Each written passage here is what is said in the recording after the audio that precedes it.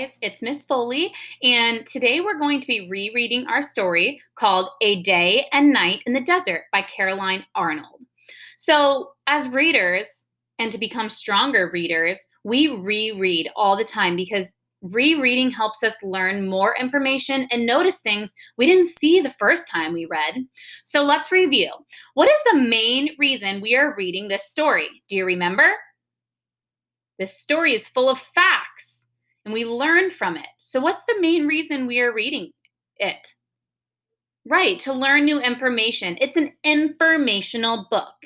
And when we have an informational book, they include text features. So, we see our text features, and it gives the readers more information about a topic. In this story, we will see some of these things. We will see photos with captions. We will see fact boxes, like at the end with all those fun facts. And we're going to see diagrams with labels. We don't really see any maps in this story, but in other stories we do. So these things are called text features, and they help us learn new information. Let's pay attention to these text features as we read the story again. Here we go. 6 a.m.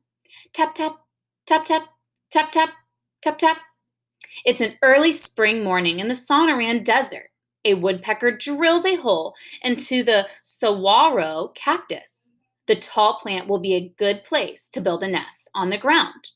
Below, a coyote looks for a shady place to rest. A jackrabbit spots the coyote and bounds away on long, strong legs.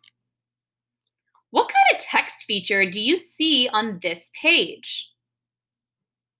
Right, we see a caption. Let's read the caption together. It says, a saguaro cactus can grow 40 to 60 feet tall. It is the tallest cactus in the United States. That is a caption, and it tells us more information about the cactus. What is the point of the author including the text features? Why did she give that?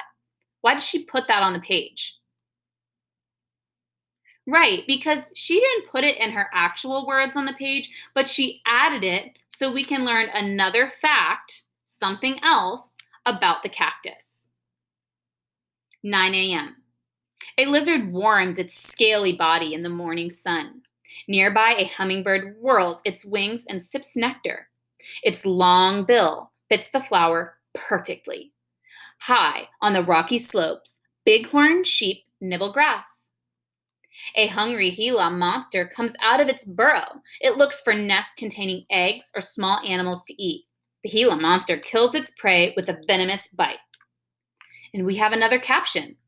The Gila monster can live without food for up to 1 year by living on the fat stored in its tail. Noon. Shadows grow short in the midday sun. Heat bakes the desert floor. Coo, coo, calls the roadrunner. It races after a small lizard and catches it in its bill. The roadrunner runs back to its nest to feed its young.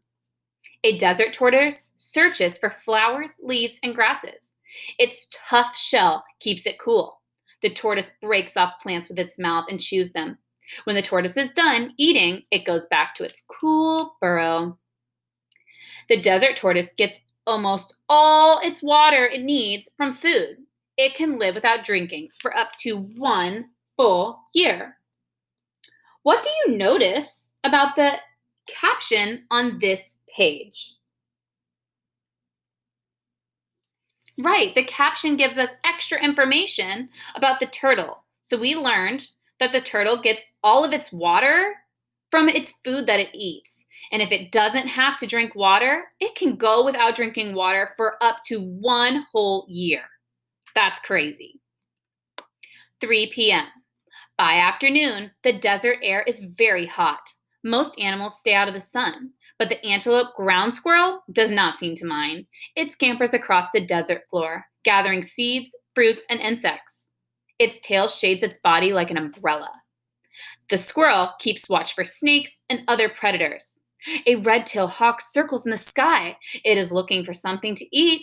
The squirrel sees the hawk and dashes to its safety inside its burrow. Antelope ground squirrels often climb barrel cacti to eat the fruit. No one knows how they keep from getting stuck by those cactus sharp spines.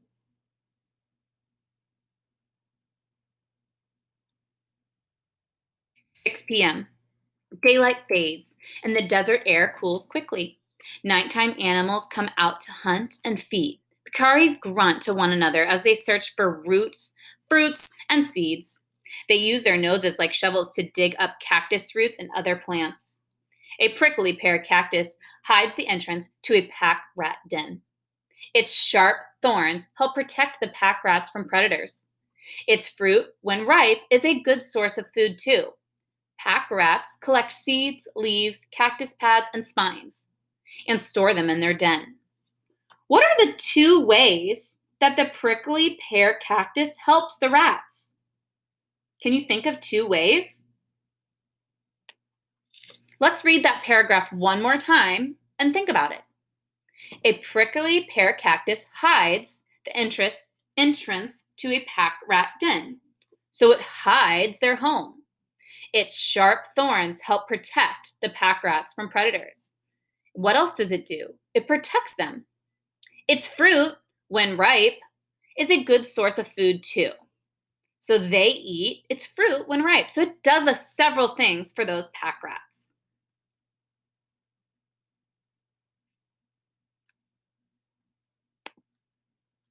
Oops, here we go. 9 p.m. Stars twinkle in the clear desert sky. A ringtail climbs a cactus looking for ripe fruit. Mice come out of their holes to collect seeds. A rattlesnake slips out from under a rock and gets ready to hunt. It can feel the ground vibrate when the mice move. Woo, woo, calls the owl. It searches on silent wings for rats, mice, and other small animals. It catches them with its sharp talons. The owl carries its prey back to its nest. A rattlesnake injects venom into its prey through hollow, pointed teeth called fangs. So, what are these desert animals doing at night? Right, they're all searching for food. Is that the same thing that the animals do during the day? What do the animals during the day do? They're searching for food too. They just come out at different times in the day. Midnight. The cool midnight air is full of life. Bats swoop in the dark sky. Some chase tiny insects, others drink nectar from cactus flowers. "Arr, arr," howls the coyote. All night long, it hunts for food. It will eat insects, lizards, mice, fruit, or whatever it can find. When the coyote finds a water hole, it stops for a drink. Scorpions and tarantulas crawl nearby, looking for spiders and insects to eat. And this caption tells us a water hole in the desert is called an oasis. 3 a.m. All through the night, desert animals are busy looking for food. A kangaroo rat finds some seeds and stuffs them into pouches in its cheeks. It will store the seeds in its burrow. A knit fox looks and listens for rats and mice. Its large ears can hear tiny, high-pitched sounds. The fox sees a kangaroo rat and pounces. But just in time, the kangaroo rat leaps away to safety. It leaps away, and then we see this caption down here that says, a kangaroo rat has long hind legs. It can leap several feet in one hop. So that's how it leaped away so fast. 6 a.m. The sky grows light and the sun peeks over the horizon. Nighttime animals settle down for the day. Owls return to their nests, knit fox goes into its burrow, and the peccaries curl up for a nap. It is time for daytime animals to wake up and start a new day. Lizards warm themselves, jackrabbits find leaves to nibble, and birds collect food for their young. Every day and every night, animals find food, water, and safe places to rest in the desert. It provides them with everything that they need. This page talks about the exact same thing that the first page talks about. They're both 6 a.m. in the morning, and then they go through a whole day, and this page ends on 6 a.m. in the morning. Why does the author do that? Why does she repeat the information? What do you think?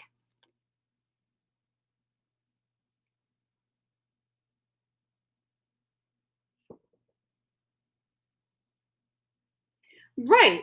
The author includes the information to show that every day these animals are doing the same thing. They're looking for food, they're looking for water, and safe places to rest. Just like we go to school every day and we have a routine, these animals have a routine also. So the author wanted you to know she took you through the whole day in the desert and what it looks like. And then she started again, day two, and what they have to do. Thanks for rereading the story with me. You guys did an awesome job answering some new questions and digging deep with your thinking. We'll see you later.